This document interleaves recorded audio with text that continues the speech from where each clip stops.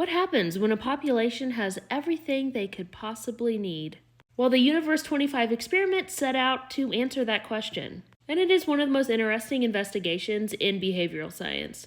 It was conducted by researcher John B. Calhoun between 1958 and 1962. Calhoun built a flawless, you can see, habitat for mice, a climate-controlled mouse mansion with endless amounts of food and fresh water and safety and round-the-clock care. In this mouse utopia, nothing threatened their survival. And for a while, the colony flourished. And that meant the population soared. And everything looked perfect. That is until day 317.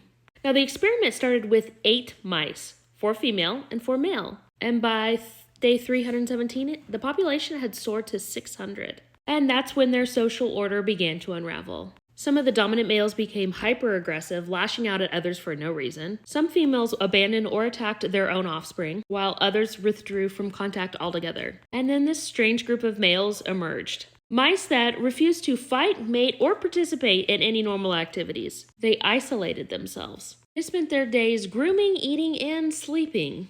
Calhoun called them the beautiful ones. They looked pristine but had zero interest in anything outside of basic comfort. And as their numbers rose, everything collapsed. Birth rates plummeted. Infant survival rate dropped to 0. Normal mating and parenting patterns disappeared. Violence and cannibalism became common. Even though they still had unlimited resources, their society basically crumbled from the inside out. And reproduction stopped entirely. The population shrank, and eventually every single mouse died.